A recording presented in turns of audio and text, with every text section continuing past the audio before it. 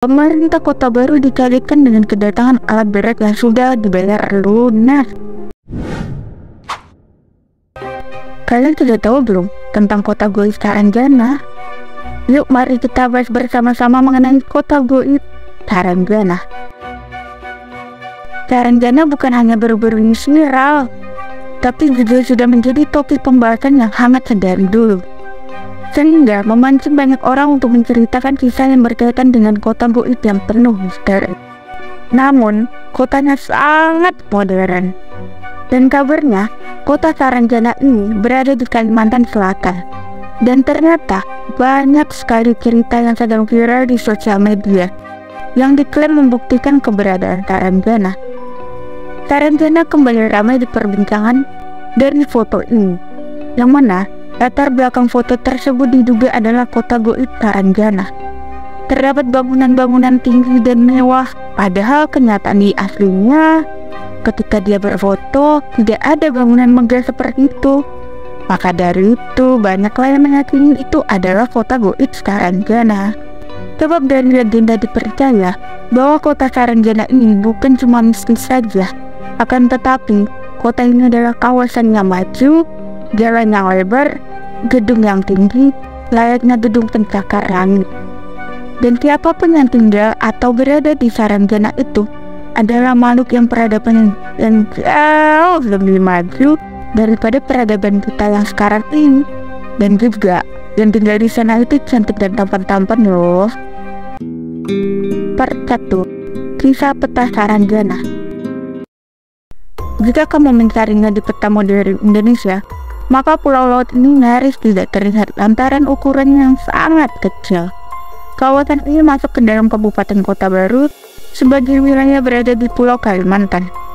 Memiliki 6 kecamatan yang terdiri dari 74 desa dan 4 kelurahan, semuanya masuk Kabupaten Kota Baru. Ibu kota kabupaten ini berada di bagian utara pulau. Namun, memang tidak ada nama Saranjana atau Tanjung Saranjana. Tanjung Saranjana adalah nama lain dari Saranjana yang dikenal sebelumnya. Memang sih nggak ada di peta Indonesia, tapi malah ada di peta dan kamus zaman Belanda, guys. Diawali pada tahun 1845, ada seorang naturalis keberbangsaan Jerman bernama Salomon Muller sedang melakukan penelitian terhadap flora dan fauna di Indonesia.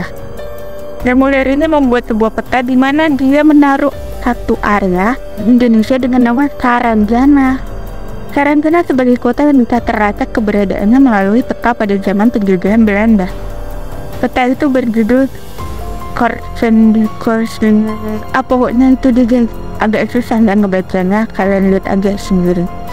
Kalau ini menerjemahkannya dalam bahasa Indonesia, yaitu peta ini berjudul Peta Wilayah Pesisir dan Pedalaman Borneo. Namun, sejak peta itu ada sampai sekarang, tidak ada yang tahu di mana itu Saranjana.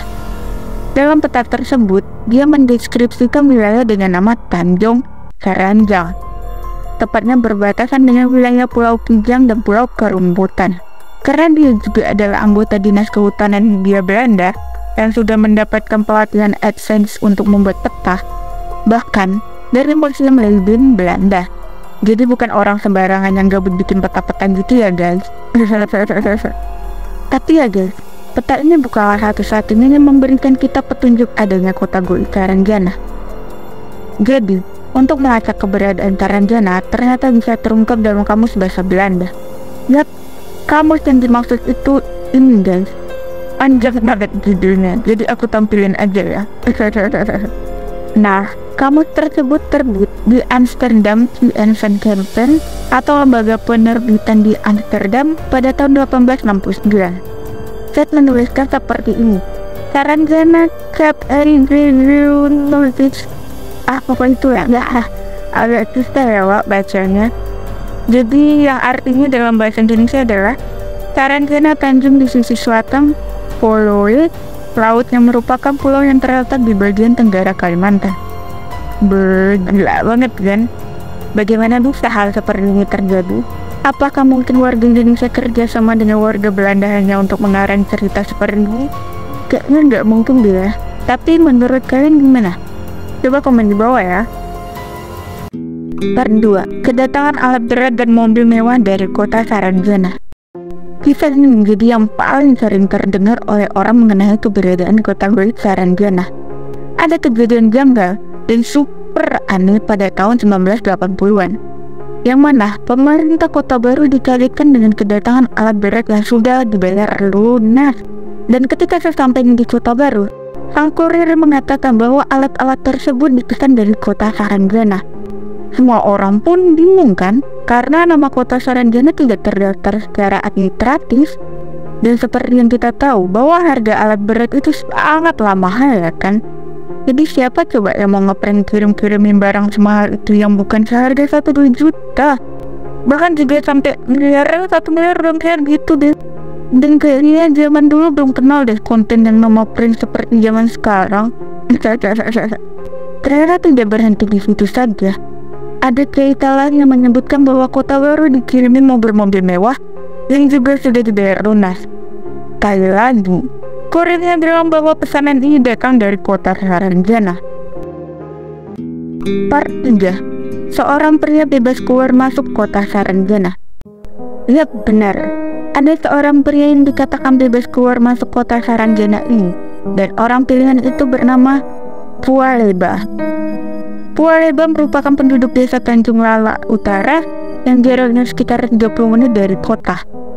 Dan juga beliau dikenal sebagai pribadi yang santun, ramah, dan murah senyum, sehingga disenangi banyak orang.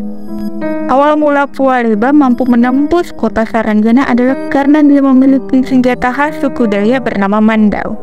Senjata tradisional dari Kalimantan yang membuatnya bisa menembus masuk ke kota Saranjana. Jadi Mandau yang sebelumnya itu terlebih dahulu dimiliki oleh pamannya, yang merupakan senjata komando dari Saranjana itu. Gila gak sih? Nah, berkat Mandau itulah yang membuat indera keenam Pualeba terbuka sepenuhnya, dan beliau pun dapat melihat kota Saranjana dengan sangat jelas, serta memasuki kota tersebut hanya dengan membawa Mandau itu saja. Mau dong diajakin ke sana, dapat tahu dapat jodoh. Walaupun sering keluar masuk Saranjana, Pualeba tidak pernah mau makan dan minum di sana. Jadi ya beliau ingin aja guys, apalagi katanya di sana cakep-cakep ya orang-orangnya. Jadi sekalian cuci mata untuk seharian kerja.